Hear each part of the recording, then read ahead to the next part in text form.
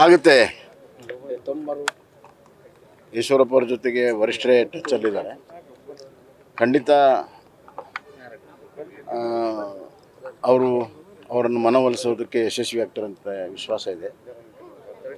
ಯಾಕಂದರೆ ಸಂಬಂಧಗಳು ಭಾಳ ಹಳೆಯ ಸಂಬಂಧ ಮತ್ತು ಅವರ ರಾಜಕಾರಣ ಈಗಲಾದರೂ ಕೂಡ ಅವರು ಬಿ ಜೆ ಪಿಯ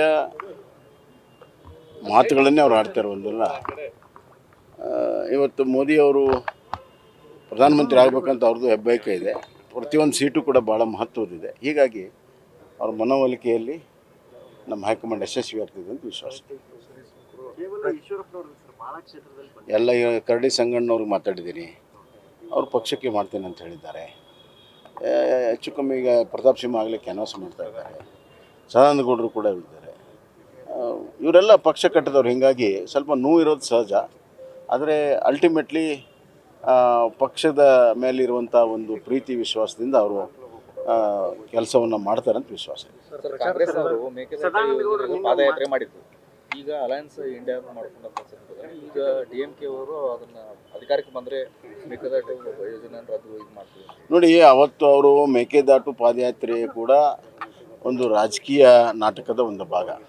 ಅವತ್ತೇ ನಾವು ಹೇಳಿದ್ವಿ, ಇಷ್ಟೆಲ್ಲ ನೀವು ಪಾದಯಾತ್ರೆ ಮಾಡೋ ಬದಲು ನಿಮ್ಮ ಅಲಯನ್ಸ್ ಪಾರ್ಟ್ನರ್, ಯಾಕಂದರೆ 2019ರಿಂದ ನಾವು ಅಲಯನ್ಸ್ ಪಾರ್ಟ್ನರ್ DMK, ಅವ್ರ ಜೊತೆಗೆ ಮಾತಾಡಿ ಎರಡೂ ರಾಜ್ಯಕ್ಕೆ ಅನುಕೂಲ ಆಗುವಂಥ ಯೋಜನೆ ಇದೆ, ಮನವರಿಕೆ ಮಾಡಿ ಅಂದರೆ ಒಂದು ಸಣ್ಣ ಪ್ರಯತ್ನ ಕೂಡ ಮಾಡಲಿಲ್ಲ. ಯಾಕಂದರೆ ಅವ್ರು ರಾಜಕೀಯ ಓಟ್ ಬೇಕಾಗಿತ್ತು.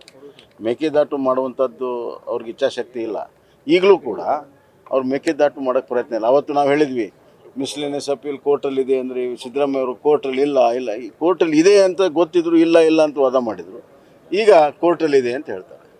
ಆದ್ದರಿಂದ ಆ ಭಾಗದ ಜನರಿಗೆ ಮೂಗಿಗೆ ತುಪ್ಪ ಹಚ್ಚುವಂಥ ಕೆಲಸವನ್ನು ಅವತ್ತು ಮಾಡಿದರು. ಇವತ್ತು ಅವರ ಒಂದು ನಾಟಕ ಬಹಿರಂಗ ಆಗಿದೆ. DMK ತನ್ನ ಪ್ರಣಾಳಿಕೆಯಲ್ಲಿ ಯಾವುದೇ ಕಾರಣಕ್ಕೂ ಯಾವುದೇ ಯೋಜನೆ, ಮೇಕೆದಾಟಲ್ಲ ಯಾವುದೇ ಯೋಜನೆಗಳನ್ನು ಕಾವೇರಿ ಜಲಾನಯನ ಪ್ರದೇಶ ಕರ್ನಾಟಕದಲ್ಲಿ ಮಾಡೋಕ್ಕೆ ಬಿಡಲ್ಲ ಅಂತ ಕಾಂಗ್ರೆಸ್ನವರು ತಮ್ಮ ನಿಲುವು ಸ್ಪಷ್ಟಪಡಿಸಬೇಕು. ನಿಜವಾಗಲೂ ಕೂಡ ಕರ್ನಾಟಕ ಹಿತಾಸಕ್ತಿ ಕಾಪಾಡಬೇಕಾದ್ರೆ ಇಂಡಿಯಾ ಅಲಯನ್ಸಿಂದ ಹೊರಗಡೆ ಬರಬೇಕು. ನೀವು ಇಂಡಿಯಾ ಅಲಯನ್ಸಲ್ಲಿ ರಾಜಕಾರಣಕ್ಕೆ ಜೊತೆಗೆ ಇರ್ತೀರಿ, DMK ಸಹಾಯ ತೊಳ್ತೀರಿ, DMK ಜೊತೆಗೆ ಇಲೆಕ್ಷನ್ ನಿಲ್ತೀರಿ, ಆದರೆ ಮೇಕೆದಾಟು ಮಾಡ್ತೀವಿ ಅನ್ನೋದು ಈ ಡಬಲ್ ಸ್ಪೀಕ್ ಏನಿದೆ ಇದು ನಿಲ್ಲಬೇಕು. ಸ್ಪಷ್ಟವಾದಂಥ ಅಭಿಪ್ರಾಯ ಅವ್ರು ಕೊಡಬೇಕಾಗುತ್ತೆ. ಇಲ್ಲ ಅದು ಏನು ಈಗ ಪ್ರಶ್ನೆಯವ್ರು ಕೇಳಿದಾಗ ಉತ್ತರ ಕೊಟ್ಟಿದ್ದೀನಿ. ಈಗ ನಾನು ಮಾತಾಡಿದ್ದೀನಿ, ಅಲ್ಲಿ ಏನು ನಡೆದಿದೆ ಅನ್ನೋದನ್ನ ಹೇಳಿದ್ದೀನಿ ಅಷ್ಟೇ. ಸರ್, ಕಾಂಗ್ರೆಸ್ ಅಭ್ಯರ್ಥಿಗಳು ಅನೌನ್ಸ್ ಆಗಿದೆ, ಯುವಕರು ಮಹಿಳೆಯರಿಗೆ ಆದ್ಯತೆ ಕೊಟ್ಟಿದ್ದೀವಿ ಹೇಳ್ತಾ ಇದ್ದಾರೆ. ಏನು ಪರಿಣಾಮ ಬರುತ್ತೆ ಸರ್ ಕ್ಯಾಂಡಿಡೇಟ್ಗಳು? ಒಂದು ಕಾಂಗ್ರೆಸ್ನ ಭಾಳ ಹಳೆ ಪಾರ್ಟಿ, ಹಲವಾರು ವರ್ಷ ಕರ್ನಾಟಕದಲ್ಲಿ ಅಧಿಕಾರ ಮಾಡಿರುವಂಥ ಪಾರ್ಟಿ, 133 ಶಾಸಕರು ಹೊಂದಿ ಸರ್ಕಾರ ಮಾಡುತ್ತಿರುವಂಥ ಪಾರ್ಟಿಗೆ ಅವರ ಪಾರ್ಟಿಯ ಹಲವಾರು ಸೀನಿಯರ್ಸ್ ಆಗಲಿ ಅಥವಾ ಯುವಕರು ಪಾರ್ಟಿಯ